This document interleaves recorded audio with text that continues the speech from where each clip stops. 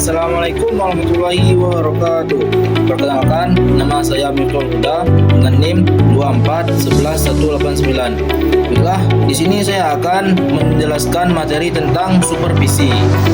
Yang pertama itu ada pengertiannya, yaitu supervisi merupakan salah satu faktor penting sebagai upaya untuk meningkatkan kualitas pendidikan melalui kegiatan yang dilakukan oleh supervisor di pendidikan sekolah formal.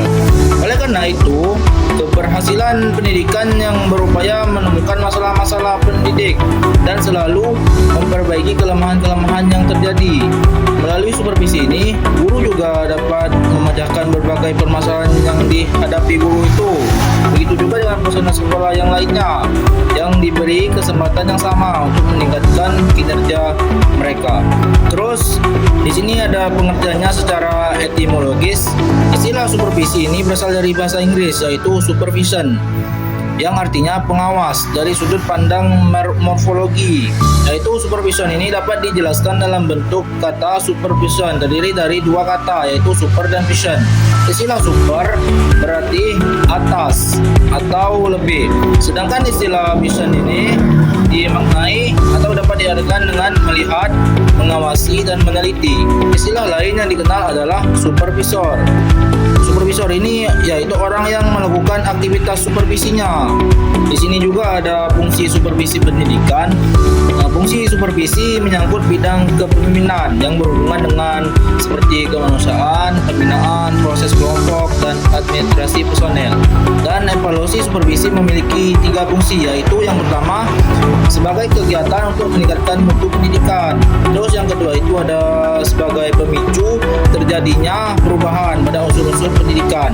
Terus yang ketiga itu yaitu sebagai kegiatan memimpin dan membimbing. Dari penjelasan di atas juga bisa disimpulkan bahwa supervisi pendidikan dapat mengarahkan serta memperbaiki secara konsisten program lembaga pendidikan meraih tujuan yang telah ditetapkan. Terus fungsi supervisi dalam pendidikan bukan hanya sekedar kontrol, melihat apakah segala kegiatan telah dilaksanakan sesuai dengan rencana atau program yang telah ditetapkan, tetapi lebih dari itu. Dalam pendidikan juga kegiatan supervisi ini mempunyai penjabaran yang sangat luas.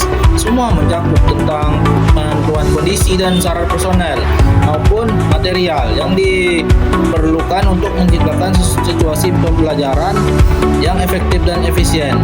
Terus di sini ada fungsi utama dari supervisi, yaitu di sini ada 5. Yang pertama yaitu mengkoordinir usaha sekolah atau lembaga. Terus yang kedua itu ada memperlengkap kepemimpinan sekolah. Yang ketiga itu memperluas pengalaman guru-guru. Dan yang keempat itu ada menstimulasi usaha-usaha yang kreatif. Dan yang kelima itu ada memberi fasilitas dan penilaian yang terus-menerus.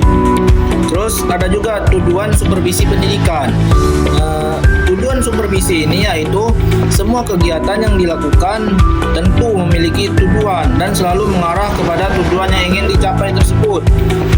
Yang pertama yaitu membantu guru agar dapat lebih mengerti atau menyadari tujuan pendidikan di sekolah tersebut, dan fungsi sekolahnya yaitu dalam usaha mencapai tujuan pendidikan itu. Terus yang kedua itu ada membantu guru agar mereka lebih menyadari dan mengerti kebutuhan dan masalah-masalah yang dihadapinya oleh siswa supaya dapat membantu siswanya itu lebih baik lagi. Terus yang ketiga itu untuk melaksanakan kepemimpinan yang efektif dengan cara yang demokratis dalam rangka meningkatkan kegiatan-kegiatan profesional di sekolah dan hubungan antara staf yang kooperatif untuk bersama-sama meningkatkan kemampuan masing-masing. Terus ada ruang lingkup supervisi pendidikan, yaitu yang pertama itu ada supervisi di bidang kurikulum. Bidang ini menjadi kegiatan utama dalam sekolah karena kurikulum sebagai pedoman pembelajaran atau acuan yang memiliki posisi yang strategis untuk mencapai sebuah keberhasilan proses maupun hasil. Terus yang kedua itu ada supervisi bidang kesiswaan. Bidang ini menjadi penting dalam tujuan pendidikan untuk melahirkan siswa-siswi yang kreatif, mandiri, kompetitif sehingga pengembangan kognitif, efektif dan psikomotorik. Siswa yang diperlukan dalam bidang ini kesiswaan menjadi dominan karena tangan guru pembelajaran dipertaruhkan. Terus ada juga supervisi bidang kepegawaian. Tujuan supervisi ini yaitu berbeda dengan sumber daya manusia. Terus pada konteks bisnis dalam dunia pendidikan, tujuan supervisi bidang kepegawaian ini lebih mengarah pada pembangunan pendidikan yang bermutu, membentuk sumber daya manusia yang handal, produktif, kreatif dan prestasinya. Yang keempat yaitu ada supervisi bidang sarana dan prasarana, yaitu tujuannya yaitu anak sekolah yaitu agar dia menjadi lebih baik, pintar dan terampil. Dibutuhkan proses yang tidak sederhana dan panjang agar berhasil dicapainya sekolah. Sarana dan prasarana sekolah juga diperlukan untuk keseimbangan perkembangan fisik dan psikis siswa. Terus yang kelima itu ada supervisi bidang keuangan.